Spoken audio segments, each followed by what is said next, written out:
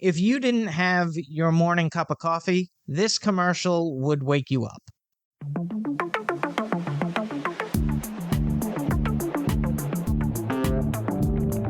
Seen it once, don't remember when. Think it's time to watch it again. Follow, subscribe, stay up to date. Episodes drop the last Friday. It's a Matt, forgot that. It's a Matt, forgot that. It's a Matt, forgot that podcast.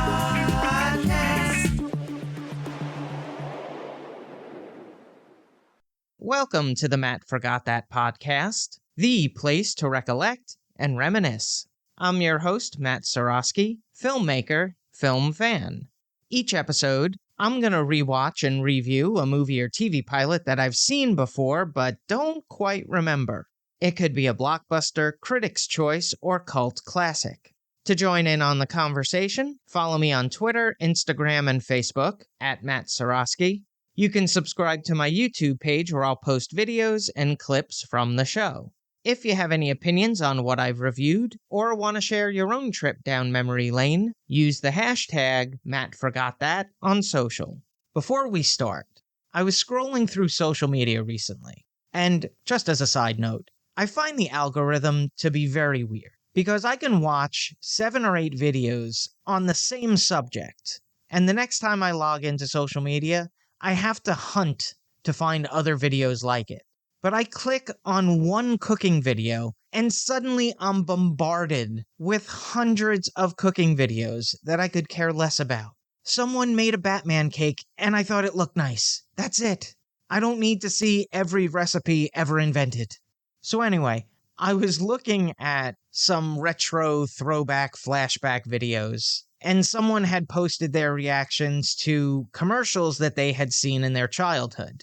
And a couple of them brought back some very vivid memories. It's really crazy how a specific sound or a catchphrase can linger in the depths of your mind, and it's just sitting there, waiting to be activated by someone on social media.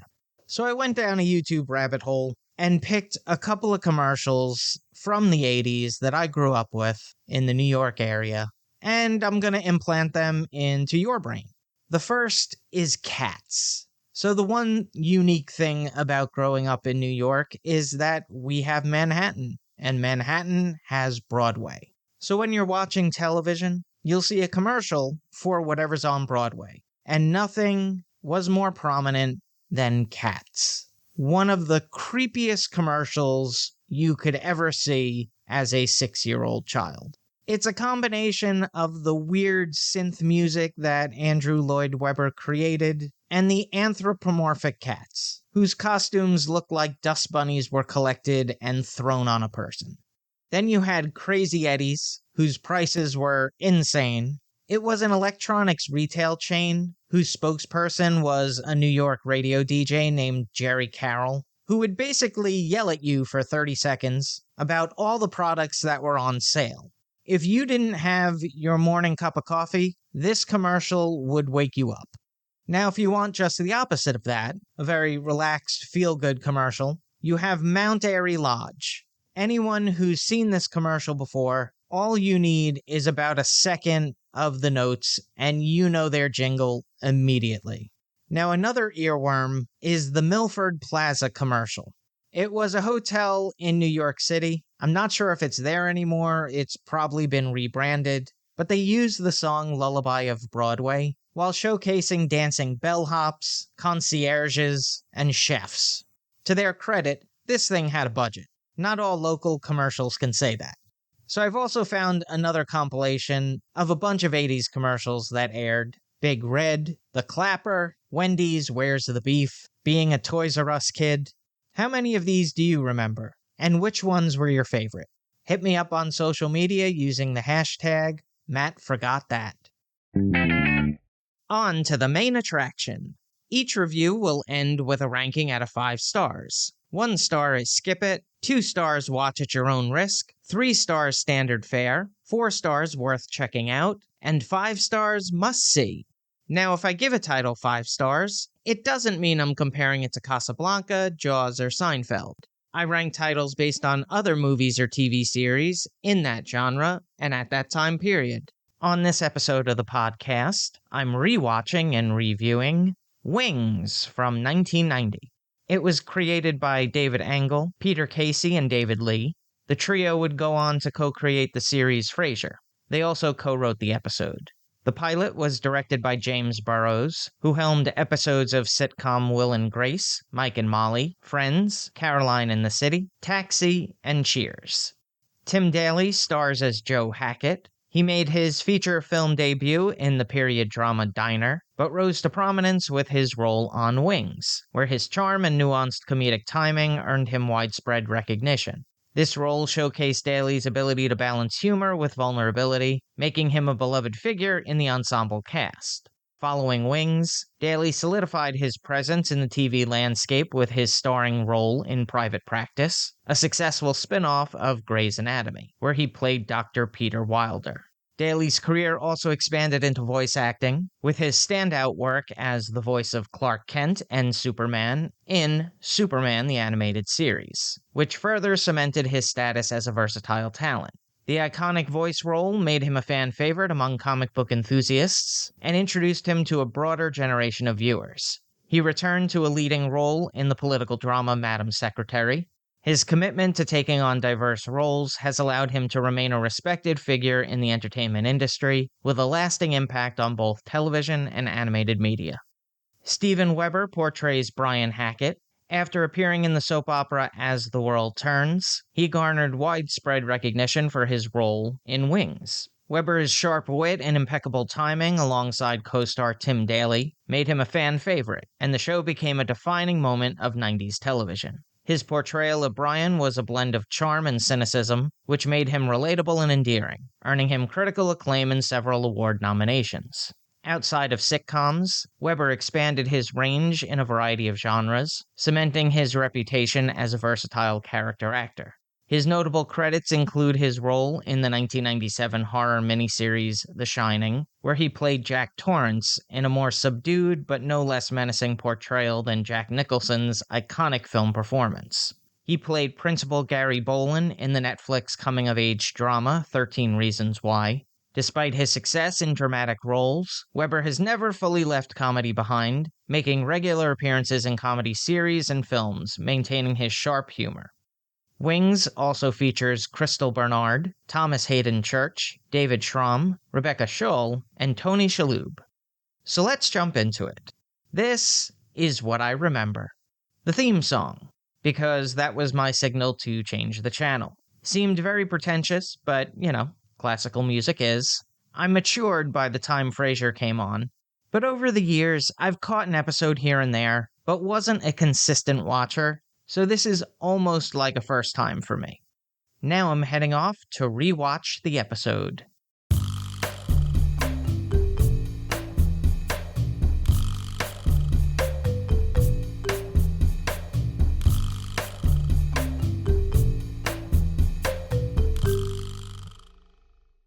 This is what I forgot. In the pilot episode, we're introduced to the quirky and lovable crew at Sandpiper Air, a small family-owned airline based on Nantucket Island.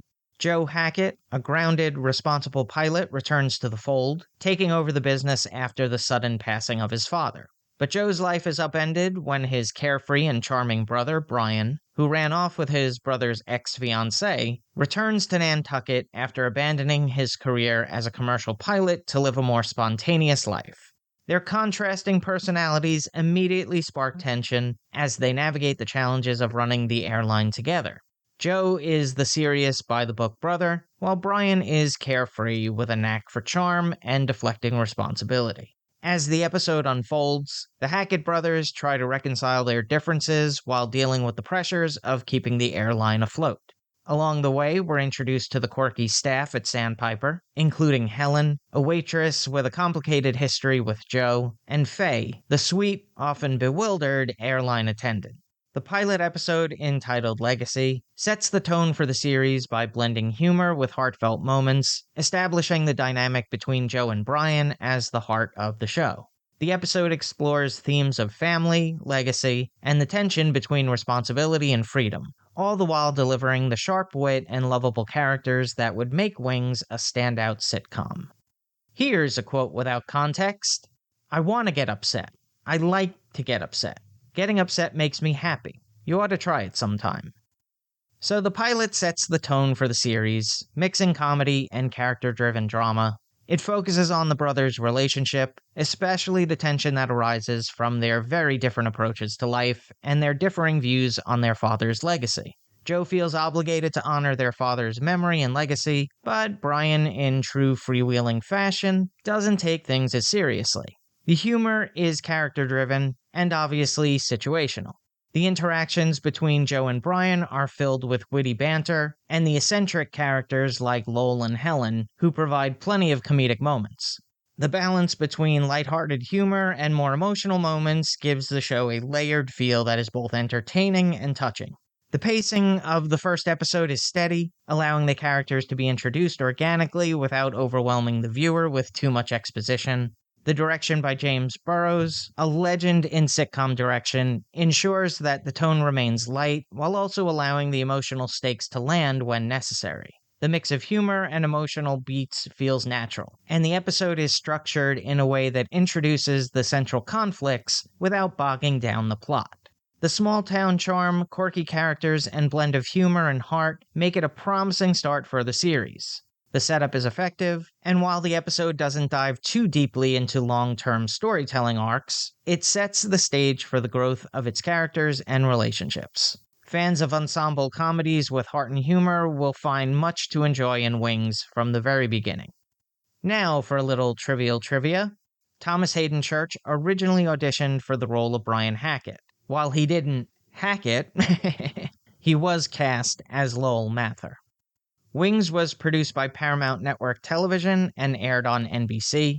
The cinematography was captured by Ken Lampkin, whose filmography includes Cheers spin-off The Tortellis, talk show The Tony Danza Show, and the highly acclaimed Cheers spin-off Frasier. He was nominated for 7 Primetime Emmy Awards. It was edited by Bill Fox, who worked on drama Hustle and Flow, horror film The Crazies, biography Straight Outta Compton, and comedy sequel Coming to America. He won a Primetime Emmy Award for Outstanding Drama Series as a producer on Law & Order. The score was composed by Anthony Cook, a classically trained cellist, who played on the soundtracks for buddy comedy Step Brothers, sci-fi family flick Aliens in the Attic, action adaptation The A-Team, and animated adventure Rio, and Bruce Miller, who wrote the music for comedy series Designing Women, Becker, Frasier, and Till Death. The theme music is Piano Sonata No. 20 in A major, D959, Rondo Allegretto by Franz Schubert. The runtime is 23 minutes. The series was nominated for 3 Primetime Emmy Awards. On the Ski Index, I give it 3.5 out of 5 stars. Decent pilot, has potential. Add half a star if you grew up during must-see TV. Wings was on for 8 seasons, 172 episodes from 1990 to 1997. It was within the same universe as Cheers and Frasier, and a few episodes featured crossovers of characters from the shows. A British remake was commissioned by Channel 3 and filmed in 1996, but the series wasn't picked up. If you've seen Wings and have opinions on the series, let me know what you think using the hashtag #MattForgotThat. Moving right along, each episode, I'm going to post throwback clips that I think people should watch. It could be movie trailers, music videos, interviews, or something completely random. Search for my YouTube page and there'll be a playlist called Matt Forgot That Playback.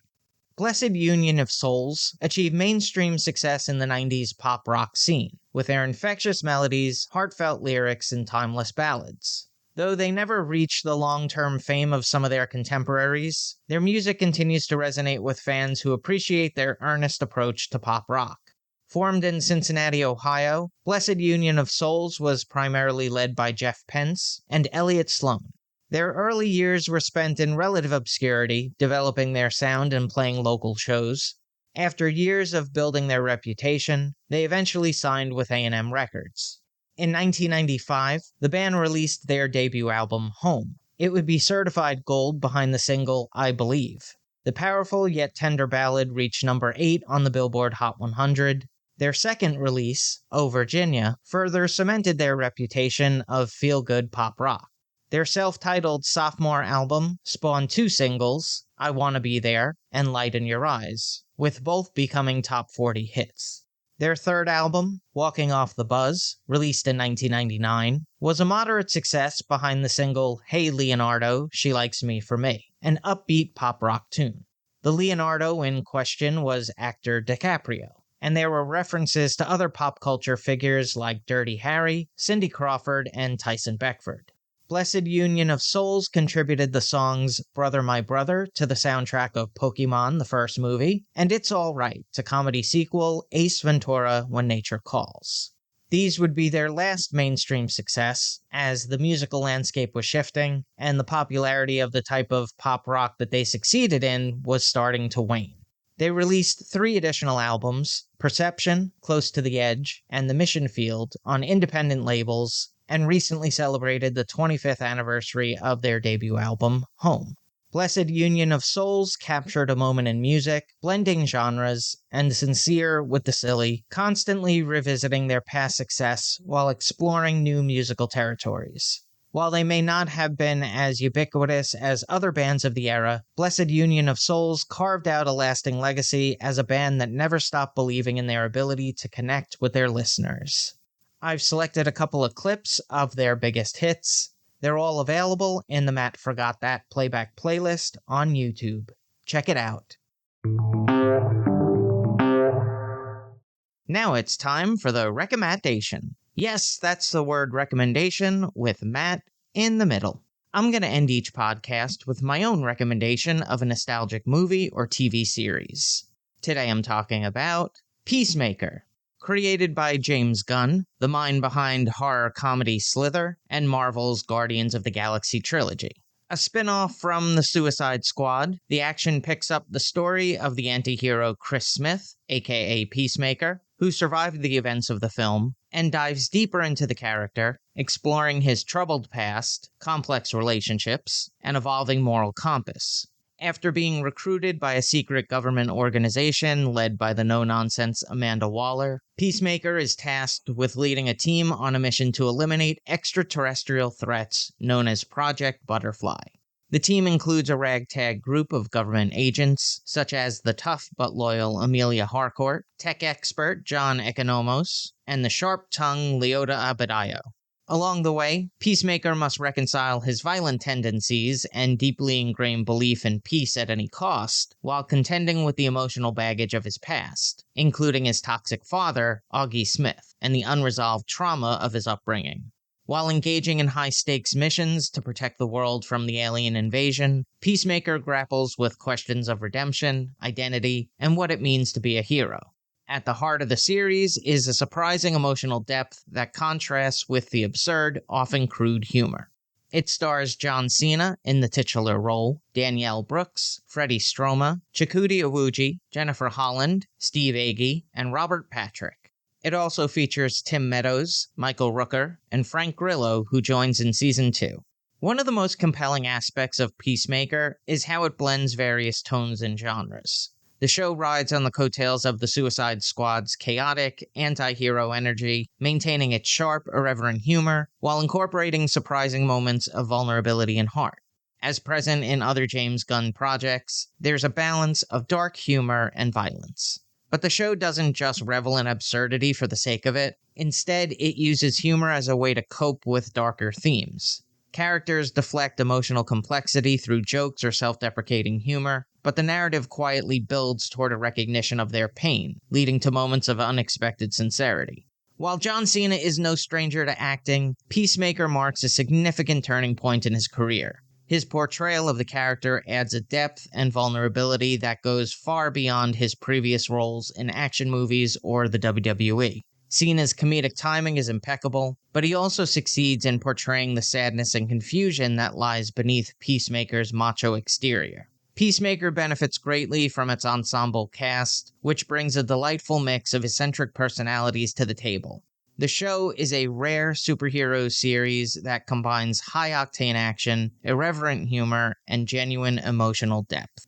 Peacemaker was on for 2 seasons, 18 episodes from 2022 to 2025. That's all for this edition of Matt Forgot That. Thanks for listening to me reminisce. You can follow me on Twitter, Instagram, and Facebook at Matt Seroski. You can subscribe to my YouTube page where I'll post videos and clips from the show. If you have any opinions on what I've reviewed, or want to share your own trip down memory lane, use the hashtag MattForgotThat on social. Head over to mattseroski.com for all the latest news and updates, and come back next time for the rewatch and review.